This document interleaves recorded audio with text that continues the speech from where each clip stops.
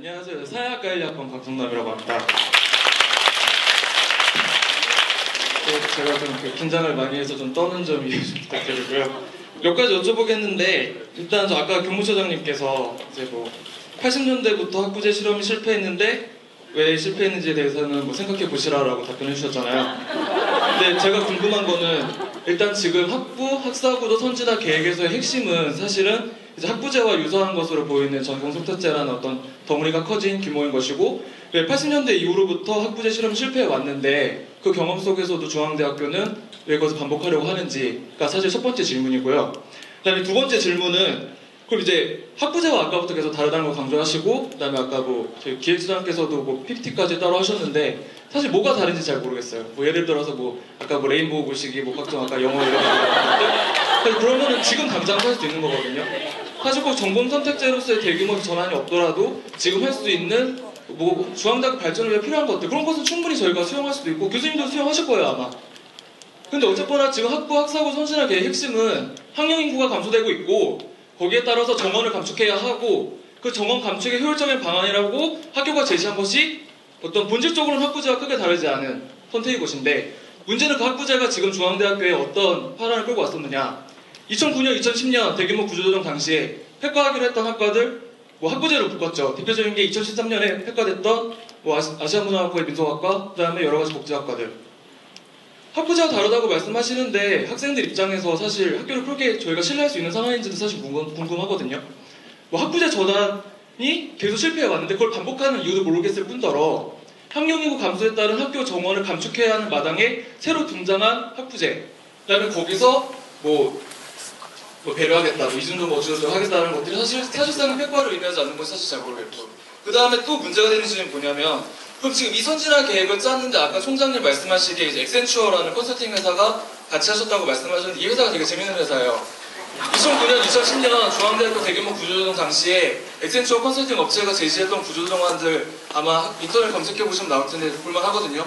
수학학과 물리학과 합쳐서 뭐 수학물리학과 만들자, 뭐 화학적 융합이라고 뭐 그런 업체를 하던 그 회사하고, 또 재밌는 게 그 회사가 아마 2010년 이후에 고려대학교 컨설팅도 하러 들어갔다가 고려대학교 총학생회가 이런 현수막을 걸었어요.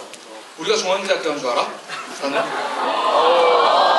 되게 엑센추어라는 회사가 2009년, 2010년도에 중앙대학교 구조조정을 짜면서 아까 총장님도 말씀하셨던 그런 수많은 불미스러운 사태들을 끌어왔음에도 불구하고 어째서 교수님들의 87%가 현안 보류를 요구할 정도로 학교 학생사회 내부에도 학교 구성원들하고도 전혀 소통되지 않은 안을 그렇게 문제가 많은 회사와 이제 결정을 하셔서 이렇게 급작스럽게 공개를 하신다는 것 자체도 의문이고요.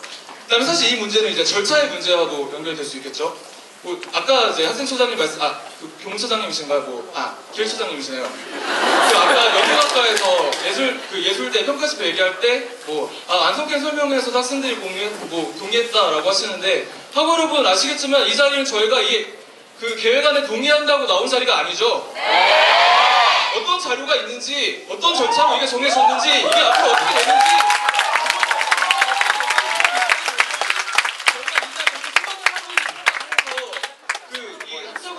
대학이 어떤 절차적 정당성을 가질 수 없다는 점을 학교 본부에서 알아주시면 감사하겠고요. 그 다음에 이제 그 노영돈 학생처장님이 2010년 이화여대 학부사랑 이런 인터뷰를 하셨더라고요. 잠시만요.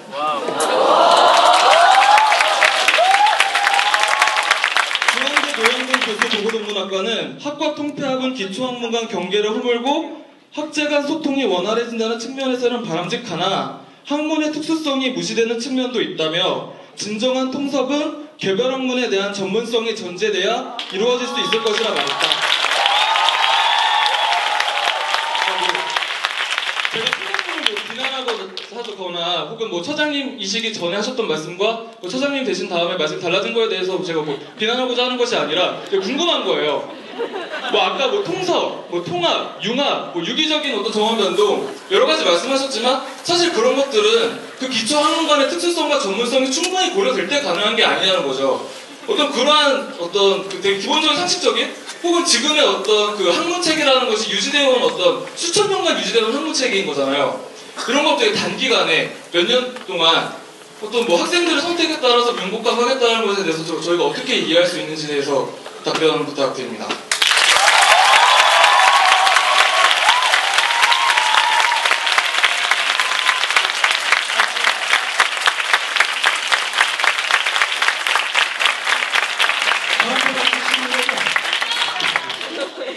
네, 제가 그 이화여대 학부사고 인터뷰했던 노영건입니다. 그때 인터뷰했던 내용 지금하고 똑같아요. 지금 소신도 똑같아요. 학문 간의 융복합이라는 건 있죠. 어정쩡한 어떤 영역이 아니에요. 그거는 기초학문에 대한 깊이 있는 연구가 가능한 사람들이 이루어낼 수 있는 영역이에요. 그래서 여러분들 융복합이라고 해가지고 어정쩡하게 뭐 전공 대충 하다가 안 되니까 융복합한다? 못해요. 절대 못합니다. 그래서 제가 말씀드린 게 교수님들의 변화가 필요하다는 거예요. 그리고 우리 대학은 대학에 있어서 있죠. 연구와 교육이 다르지 않아요. 연구 중심 대학, 교육 중심 대학 그건 절대 다르지 않아요. 왜? 우수한 연구를 통해서 좋은 교육이 나와요. 대학 교육이 뭐예요, 여러분들? 교수님들이 연구를 해서 얻어낸 새로운 지식 그리고 새로운 연구 방법들 이런 것들을 학문 후속 세대인 여러분들에게 전수해 주는 게 대학 교육이에요. 연구 안 하는 사람들이 좋은 강의 할 수 있을 것 같아요? 그래서 저는 교수님들의 어떤 변화가 필요하다는 거예요. 제가 그때 인터뷰한 내용 지금도 똑같은 소신입니다. 기초학문 튼튼하게 하지 않고 자기 나름의 어떤 연구의 깊이가 없는 사람들은 절대로 융복합 못합니다. 어제니 떠제니 흉내는 낼 수 있을지 몰라요. 제 답변은 여기까지 하고요. 우리 교학부 총장님 또 말씀 한번 들어보겠습니다. 안녕하세요. 저는 교학위를 담당하고 있고요. 지금 동행학부에서 제가 회계학을 전공하고 있는 김인태 교수라고 합니다. 만나 뵙게 돼서 반갑습니다. 아까 전에 좀 전에 처음에 우리 이제 교무처장님께서 말씀하실 때 예전에 학교 다닐 때는 경영학이 인기가 없었다는데 정말 맞는 말입니다. 경영학이 그때는 미달이었습니다. 제일 공부 다 배치 받고 공부 못하는 사람들이 오는 게 경영학이었습니다. 세상이 정말 많이 변했습니다. 그 당시에도 뭐 인기가 없었지만 지금은 또 이렇게 달라졌고 계열별이라는 게 그런 면에서 굉장히 좋은 면 같아서 제가 계열별에 대해서 아니면 학구지에 대해서 좀 설명을 드리려고 제가 나왔습니다. 아까 전에 이제 학생이 말씀하실 때 뭐 학구제나 다른 대학에서는 계열제가 다른 대학에서 다 많이 좀 실패를 했는데 왜 그렇게 중앙대학에서는 다시 하려고 그러느냐 저희가 그 실패를 알고 있습니다. 그래서 저희가 예전 다른 대학에서 실패했던 걸 저희가 반복하지 않기 위해서 여러 가지 보완 조치를 많이 마련하고 있습니다. 대표적으로 본다면 아카데믹 어드바이저 시스템. 예전에 저희가 학교 다닐 때는 1년 그냥 다니고요. 1년 후에 거의 100% 성적에 따라서 대입 성적과 1학년 때 수강 성적을 가지고 과를 정했습니다.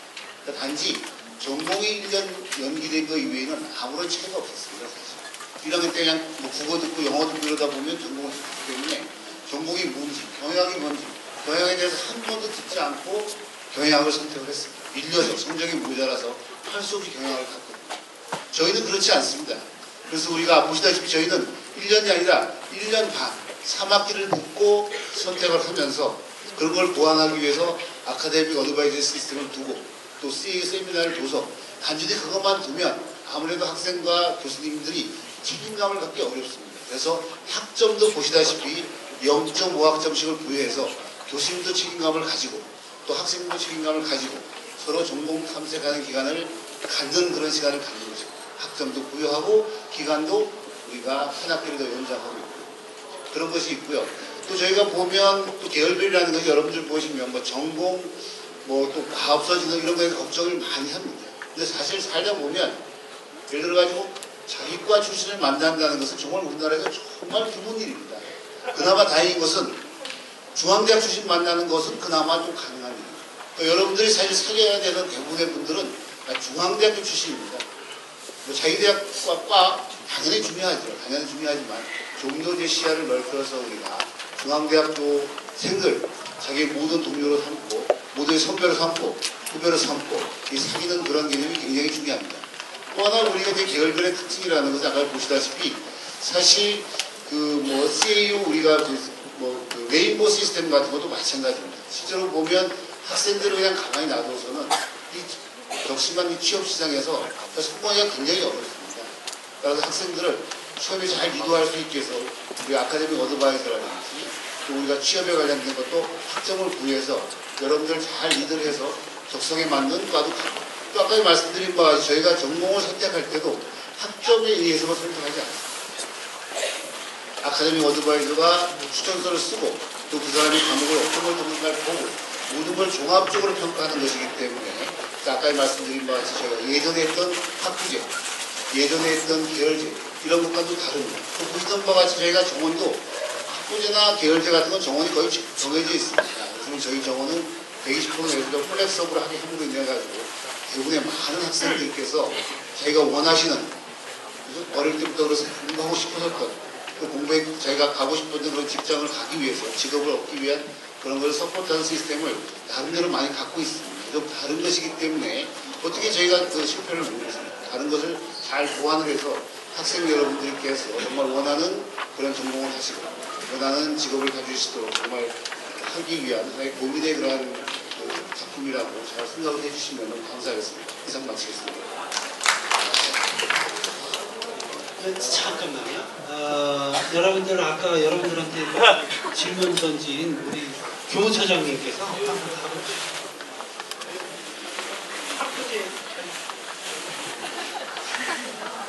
저기 발언 기회 독점해서 죄송합니다. 일단 말씀하신 거에 대해서 조금 생각이 저랑 혹은 일반적인 한국 대학사회 구성원들과 좀 다른 부분이 있는 것 같은데 뭐 이제 다른 학교에서 실패했던 학부제 실험 대신에 뭐 어드바이저 시스템 일종의 그 학부 전공 탐색 시간을 뭐 2학기에서 3학기로 늘리고 뭐 거의 교수님들과 세미나 추가하겠다 이런 말씀하셨는데 그럼 과연 학부제 시스템이 계속 실패해온 이유가 각 대학에서 기존에 갖춰왔던 이 전공 선택 탐구기간이 부족하거나 그것이 부실해서였을까요? 전 거기서 굉장히 의의가 있거든요. 학부제라는 것이 가질 수 있는 어떤 극단적이고 현실적인 어떤 예를 한번 들어볼게요.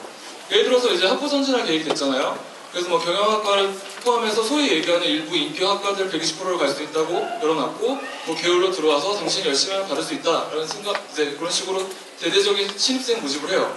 그 신입생이 들어오는 학생들 중에 상당 부분 학생들이 그 120%의 비율을 상회하는 몇 배를 상회하는 상당 부분 많은 학생들이 지원을 하겠죠. 그 학생들은 사실 전공 선택 기간은 자기가 원하는 자기가 입학하기 전부터 생각했던 학과로 가기 위해서 점수를 따는 과정이지 그 학생들 뭐 예를 들어 소위 인기학과를 원해서 들어왔던 학생들이 전공 그 탐색 기간을 통해서 생각이 얼마나 바뀔까요? 그러니까 뭔가 좀 앞뒤가 바뀐 게 아니라는 거죠. 어떤 전공을 할지 모르는 학생들이 우수한 학생인가요? 뭐 수능 점수가 높을 수도 있을 거라고 생각해요. 하지만 뭐 몇 년 전부터 한국 사회에서 입학사정관제 같은 거 사는 이유가 뭡니까? 고등학교 때부터 이수 공부에 매몰되지 않고 내가 어떤 사회인으로 내가 어떤 공부를 할 건지 미리미리 준비하는 학생들 뭐 우수하다는 거 아니었어요? 그럼 필요한 건 뭐 기초학문이 됐든 인기학문이 됐든 자기가 전공할 학문에 대해서 확고한 신념과 의지를 갖고 있는 학생들이 학교에 들어오는 것 그것이 그 학문을 제대로 공부하고 우수한 졸업자를 생산하는 대학의 본연적인 기능이 아니냐는 거죠. 학부제에 대한 가장 그 천박한 비난은 사실 그거였어요. 학위장사다. 소위 얘기하는 인기학문 간판 걸어놓고 감당할 수 없는 학생들 받아내서 뭐 하는 거. 그리고 그 학생들이 전공 선택, 자기가 원하는 전공 선택하지 못해서 생겼던 뭐 여러 가지 비극들. 제가 아는 사람한테 얘기를 들어봤는데 고려대 같은 경우에는 이제 학부제로 돌아가는 학과들 있잖아요. 이런 경우가 있대요. 뭐 소위 얘기하는 인기학과로 다 빠지고 인기 없는 학과에 배정이 됐어요. 그 학문이 하기 너무 힘들어서 수능을 다시 보고 입학하는 경우의 부작용들 그런 것들이 사실 80년대 이후에 학부제 실험이 실패한 이유가 아니냐는 거죠. 그리고 아까 노영돈 처장님께서 뭐 교수님들 열심히 하셔야 된다 얘기하셨는데 교수님들 열심히 하시면 좋죠. 제가 여쭤보고 싶은 거는 왜 그 책임의 그 폭탄 돌리기가 교수님들한테 가냐는 거예요. 교수선이 비무하다는 게 아니라 2013년 구조조정 당시 그 사회과학대 부총장님 그 다음에 뭐 중앙인 일부 이용자들 하던 얘기 뭡니까? 교수가 열심히 했어야지 신입생 유치 열심히 했어야지 그 타겟 그 학과 선배들한테도 갑니다 나중에 교수는 열심히 했는데 애들이 왜 안 가? 야, 선배들이 많이 했어야지. 제가 궁금한 건 그거예요. 그럼 학교 발전을 위해서 왜 그 책임이 교수와 학생들에게만 다냐는 거죠. 학교 본부와 재단은 뭘 하고 있냐는 거죠. 아까 전공 만족률 뭐 40%안 된다? 뭐 전과하고 싶은 친구들 많다. 맞아요. 사실이에요. 그럼 그 전에 우리가 봐야 할 거는 그럼 그 학문과 그 과에 그동안 학교가 얼마나 많은 투자와 지원을 했는지부터 우리가 들어가야 된다고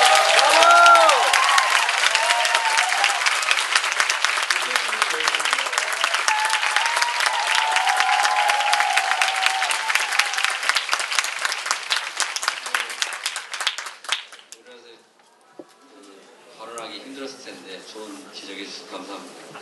네. 이게 오늘 우리 논의를 하자는 게 그 본부는 무조건 방어를 하고 여러분은 학교를 공격해서 만족감으로 이러는 게 아니에요. 그러니까 논의를 해야 됩니다. 아이고. 네네. 아니 네네 맞습니다. 아니 학생이 그렇다는 게 아니고 그런 자리가 아니라는 거죠. 그런 자리가 아니기 때문에 우리가 논의를 해야 됩니다. 논의를 해서 좋은 방안을 이끌어내서 우리가 좋은 대학으로 가야 되는 게 우리가 해야 되는 거예요. 그러니까 여러분 소위 우리가 비인기 학과라고 하는 무슨 학업 예를 들면 철학과라든지 예를 들면 그렇습니다. 우리나라에서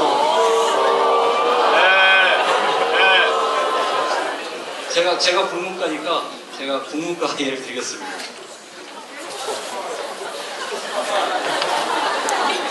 여러분이 예를 들면 어떤 학과가 있다고 해봅시다. 그 어떤 학과가 예를 들면 하버드 대학 같은 데서 그런 학과가 비인기 학과다 이래가지고 없어지는 적이 있습니까? 그런 예가 없습니다. 거기는 미국의 여러분 잘 알겠지만 에비리 대학들 대부분이 다 그냥 무전공으로 입학을 합니다. 그래서 자기가 이런 과정을 거쳐서 전공을 선택을 하게 됩니다. 왜 그렇게 할까요?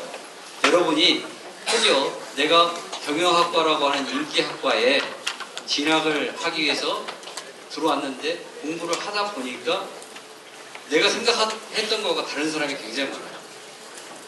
또 국문과에 들어온 사람도 마찬가지입니다.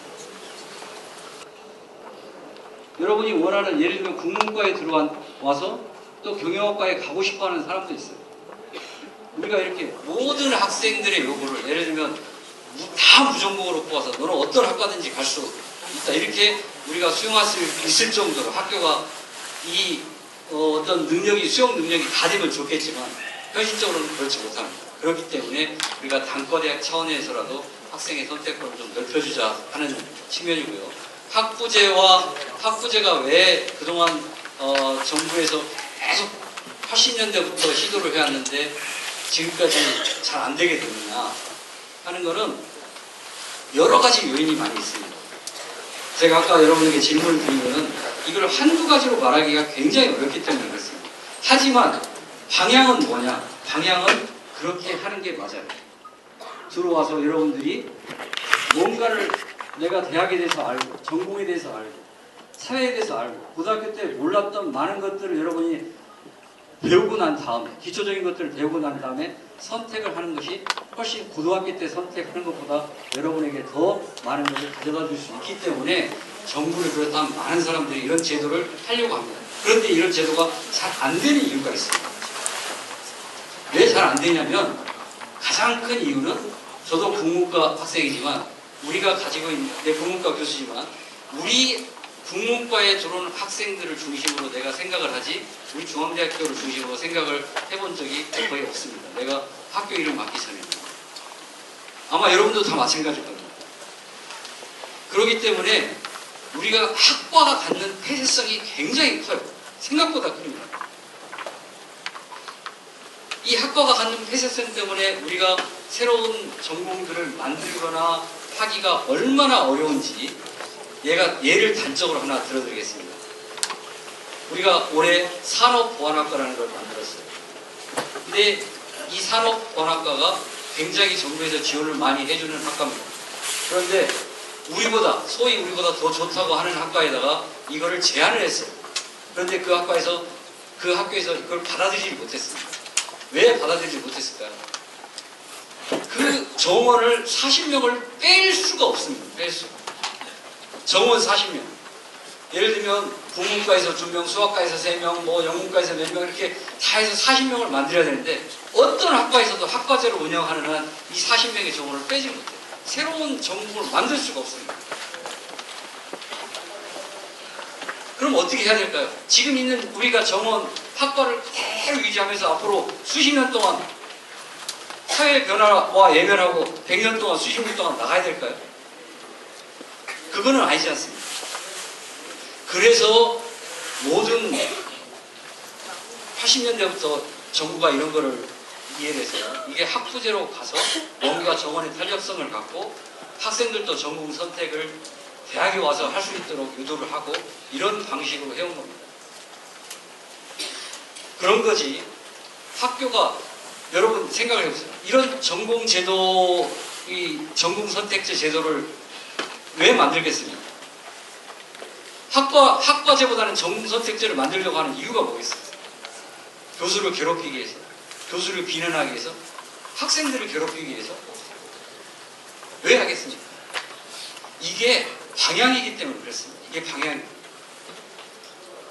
이렇게 해야만 우리 학교가 나중에 정말 좋은 학교가 되면 그때는 무슨 인기학과, 비인기학과가 필요가 없어요. 많은 학생들이, 심지어 외국에서도 많은 학생들이 오고 싶어하는 그런 대학으로 만들어야 돼요. 그러기 위해서 우리가 이런 노력을 하는 거지, 단순히 무슨 비인기 학과를 죽이기 위해서, 만약에 비인기 학과를 죽이기 위해서 했다면 이런 제도를 왜 선택을 하겠어요? 전에 했던 것처럼 그냥 185명 줄여야 되는데 이 학과 지표가 안 좋으니까 없애자 이렇게 하는 게 훨씬 더 손쉬운 방법 아닙니까? 그렇게 하지 않겠다는 거예요. 이 점에 대해서 잘 좀 이해를 해주셨으면 합니다. 총장입니다. 이제 사회학과 학생들이 많은데 사실 사회학과의 신광현 교수하고는 상당히 친해요. 친하고 옛날부터 공부할 때부터 알았고, 또 우리 와이프하고 신광현 씨 와이프하고, 근데 신광현 씨 와이프는 대학 다닐 때부터 봤어요. 아주 고등학교 때부터 절친이고. 저 사회학과에 역시 신광현 교수가 잘 가르쳤네요. 자, 한번 생각해보자고요. 과거에 계열적인 가장 큰 차이는 학과나 전공이냐입니다. 사실은. 학과제의 폐단을 저는 그 교수 생활 30년이 가면서 절실하게 느껴왔어요. 모든 교수님들이, 학생들이 학과의 틀 안에서 모든 걸 해결하려고 그래요. 근데 이제는 그 시대가 아닙니다. 간단하게는. 근데 아까 엑센추어 말씀하셨는데, 사실 왜냐하면 저희가 요구한 거는, 그러면은 그쪽에 요구한 거는 얘가 많은 세계 많은 대학을 서베이 해봤고 한번 들여다봤고 연구해봤으니까 특징이 뭐냐, 그런 거를 연구를 시킨 겁니다. 그 시켜서 하는 게 아니고. 그러면서 그 특징이, 이런 특징이 있구나. 그럼 그거를 우리 학교에 어떻게 녹여놓을까? 여러분, 사실 여러분도 명문대학 학생이고 싶고, 저도 명문대학 교수, 총장 되고 싶습니다. 우리 중앙대학교 많이 나아졌습니다. 아까 고려대학 예를 들었는데, 뭐 여러분이 아실 것 같은 거 말씀드렸죠. 고려대학 나왔습니다. 하지만은 옛날에 고려대학교, 중앙대학교 그러니까 농구할 때 저는 그쪽에 대해서 나는 중앙대학교 응원한다. 왜? 친정은 의미가 없어요. 내 시집, 내가 사는 현재, 이거 중앙대학교 좀 같이 시켜보자. 중앙대학교 잘 되는 게 좋지. 솔직히 난 기분 많이 나쁩니다. 왜? 우리 중앙대학교가 고려대학교보다 못한 것으로 평가되기 때문에. 난 절대로 못한 생각은 안 하지만은, 정말 우리가 조금은 부족합니다. 그런 대학보다 조금은, 소위 말 스카이도 조금 부족하잖아요. 우리가 그러면 저는 고민한 게, 어떻게 하면은 우리가 스카이를 뛰어넘을 수 있을까? 이 고민을 해가면서 사실 요즘에 하루하루 보내고 있습니다.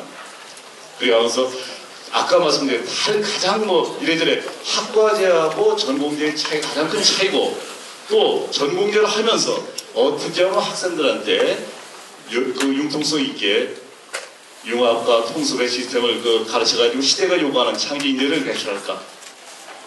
그것이 가장 큰 문제이고, 그래가면서 학생들이 원하는 전공을 시바전공이건 이중전공이건 무수전공이건 가능하면 수용할 수 있는 방법을 찾자. 학교 자원도 그런 식으로 배분해가지고 그리고 학과제로 하고 하면은 아까 누누이 말씀드렸는데 우리가 학과를 없애 나가야 됩니다. 현실적으로. 그런데 사실상 비교민속하고 사회복지학 그죠? 아마 제가 총회 때 한 겁니다. 2013년도에 많은 거를 참 저도 가슴 아프게 느꼈어요. 교수님들 만나고 학생들 만나고 졸업생 만나고 심지어는 학부형까지 만났어요.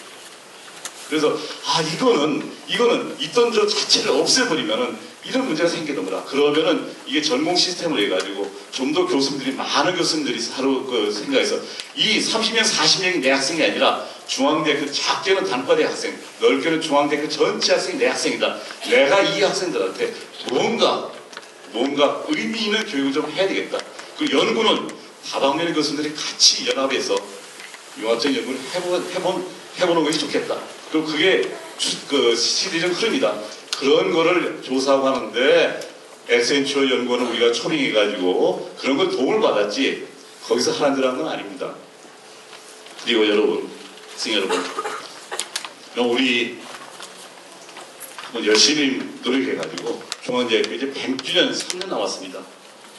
100주년을 뛰어넘어서 또 다른 100주년을 준비해야 되는데 우리나라 최고를 넘어서 세계적인 명문대학을 만들어 보자고요. 그런 데 녹아있는 거고 가장 기본적인 건 아픈 거는 정원을 계속 줄여나가야 된다는 거. 그리고 시대가 요구하는 인재상이 바뀌고 있다는 거. 그런 거에다 학생들의 어떤 학생 중심의 교육체계를 만들자는 거. 이런 거 전부 하나하나로 녹여가면서 있습니다. 어떤 제도든지 완벽할 수는 없습니다. 부족한 것이 있습니다. 하지만은 저는 총장으로서 여러분한테 총장 이전에 30년 교수로 말씀드립니다. 우리나라 학과제 참으로 문제가 많이 있습니다. 그거를 어떻게 극복하고자 노력한 것이 이렇게 나타났다고 이해해 주시기를 바랍니다. 이상입니다.